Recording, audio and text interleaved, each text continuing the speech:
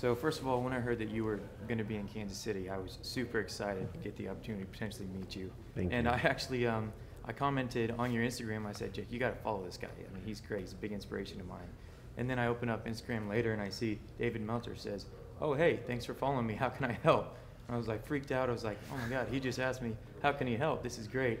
I started going through comments and I saw, oh, he's asking everyone how he can help. Yeah, And I was bummed at first, but then I realized that is so cool that he's asking anyone and everyone how he can help. So my question is, when did you decide that you need to start asking everyone how you can help? Why did you do that? And how has it helped you as both a business person as well as just a person in general? So when I decided, how I was going to make my comeback, I looked at how I did things in the past, what I liked about it, what I didn't like about it, and I realized that being of service was truly the blessing in life, and that if I trusted the universe, if I surrendered to it and knew that I could just give value to people, that everything that I wanted, all I had to do was ask for it. And the more that I did for other people, the bigger the void for the universe to fill was, which means I could even ask for more. And so 2 lessons I learned was, 1, just worry about being of service and providing value, and then 2, ask big for what you want, especially if it's motivated by what you want for others. And so I always say you don't recognize what you have until you've given it away. And so I look to others to see what I truly have and what we can provide to others. And that was truly the biggest quantum shift in my life, is the quantum shift of value.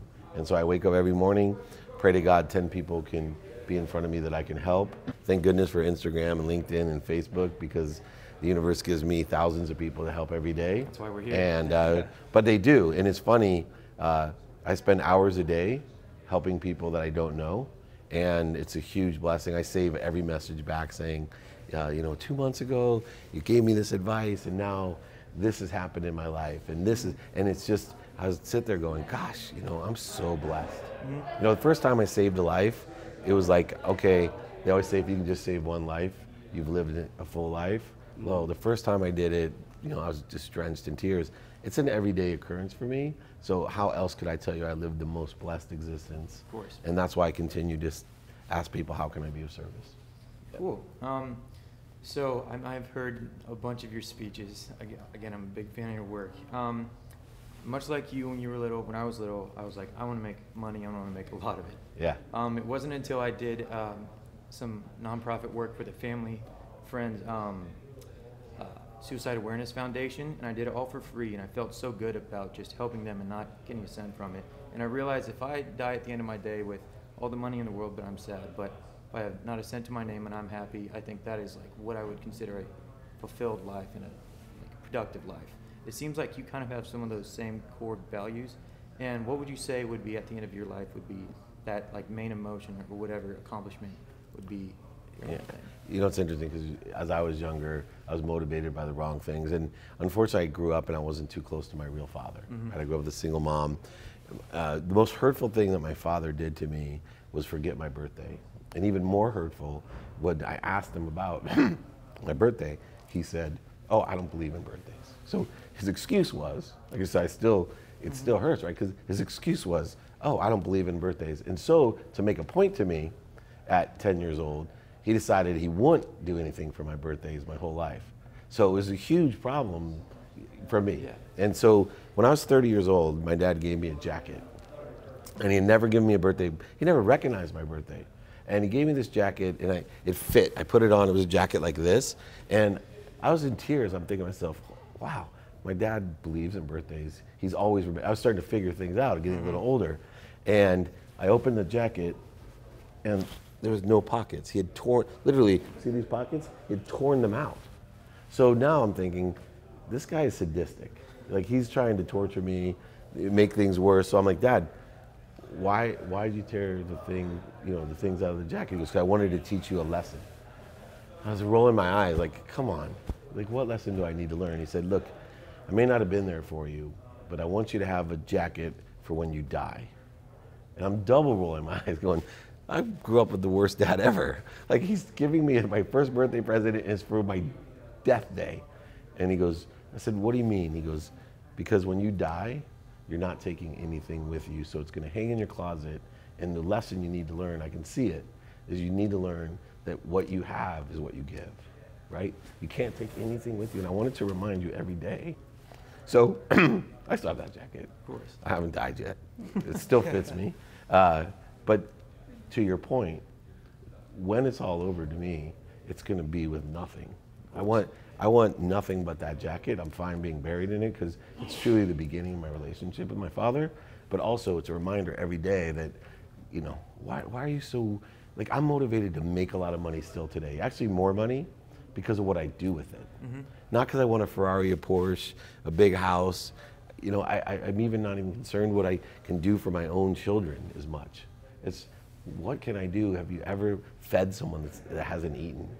You know, have you changed someone's life because you have the ability to make a lot of money? Can you do that?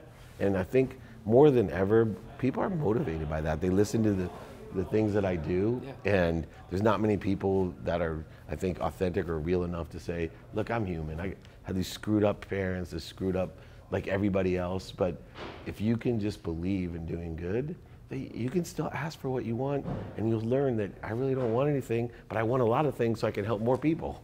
Mm-hmm. Yeah. And that's the cycle of my life. Yeah. With respect to, so Trendsetters Media is a technology-based marketing company, and we're always trying to look for different technologies that are really up and coming. With respect to the marketing industry, as well as like entertainment or sports, are there any things that you think are fads and things that you think are going to be the next internet? Yeah. So number one, the easier question is, what do I think is the next internet? And to me, it's the stage theory. So as we get to so much information overload, that it's the qualification process of accessing information. How do we access the right information in the right database? You know, and that's where blockchain comes in. And you can already see that progression. But for me, the future is understanding that everything's a stage.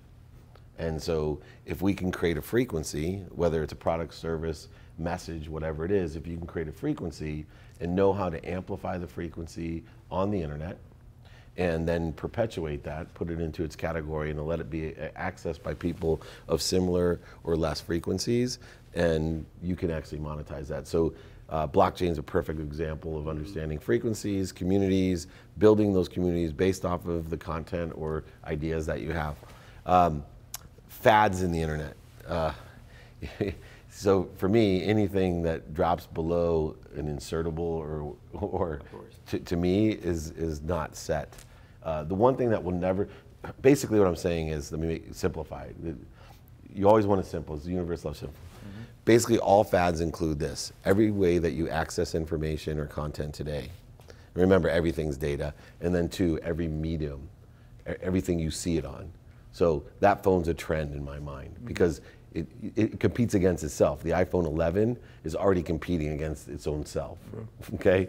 So right now, every trend or fad is in access and mediums. The one thing that's not a fad is the frequency, which is the ideas. So for example, one of my favorite ideas ever created is Mickey Mouse. You guys know who that is? Oh yeah.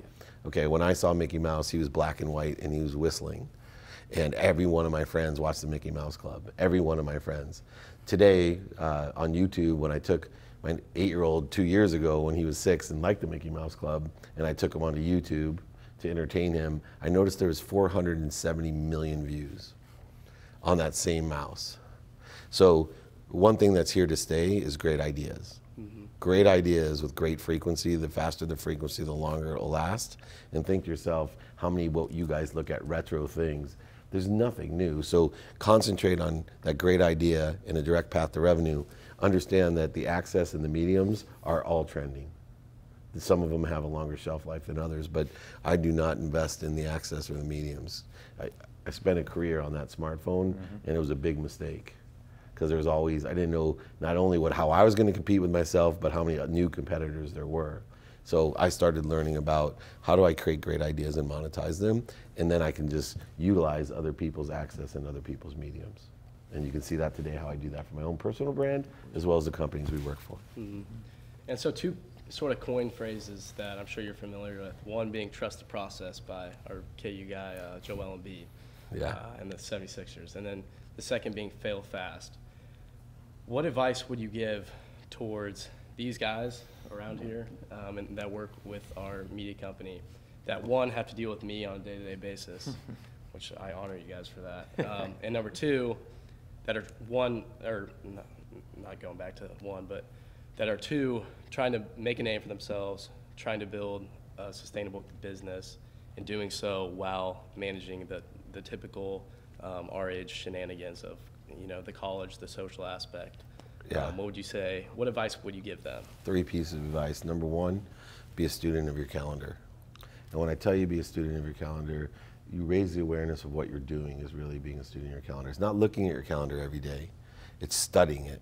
Understanding who am I going to meet in person, what opportunities do I want to meet in person, who am I going to communicate with via email, who would I like to communicate with, who am I going to utilize my phone and text with, who would I like to, and what social media, what am I going to ask or attract on each 4 of those realms. The only way that you can raise your awareness is by being a student of, meaning focus attention to every single thing that you're doing and put the right intention onto the attention. That's number 1, be a student of your calendar. 2, do it now. I wish somebody would have told me how much time I would have saved and how much statistical success I could have had if somebody would have just said, look, anything you have to do, ask yourself a simple question: can I do it now? And if you can, do it now. The minute you don't do something immediately, it will take you a minimum of twice as much time, and exponentially you'll be less successful at it. I actually have taken it a step farther. I ask myself to do it now, and if I can't do it now, I have a do it now folder that allows me, when I have time to deal with things that I couldn't do now, to go through, prioritize, not only perpetuate it or capture it so I don't forget it. I'm sure you guys have never forgot anything that your parents have told you to do now. Yeah, and 2, be able to prioritize it so I'm more efficient, effective, and statistically successful. So be a student in your calendar, do it now. And the third thing is a wise piece of advice that Leigh Steinberg gave me. And you know, I was one of the younger executives, the youngest CEO that he ever had, and he told me, be kind to my future self. And at a young age, if I could give you advice, whether it's internally in your family, at your business, or in the community, the more you can think about being kind to your future self, the more good deeds that you can do.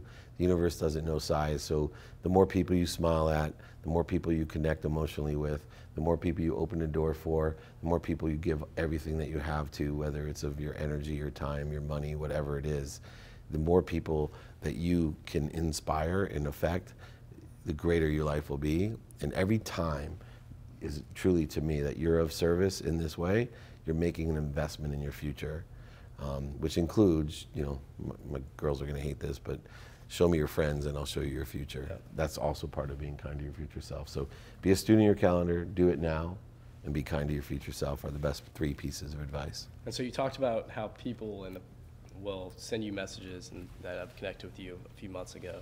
At David Meltzer, feel free to connect.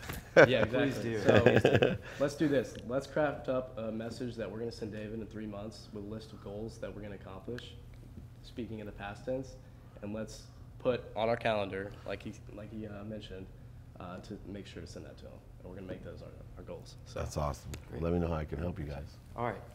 Well, David, we really appreciate you taking the time to talk with us and the team at Trendsetter Media.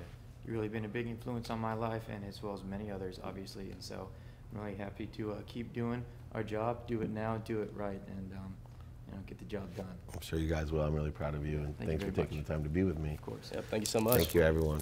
It's going to be hard to follow this one up, but we'll try to do it. That's our best one yet. Yeah. Thank you very much, everyone. Right on. Thank you. All right.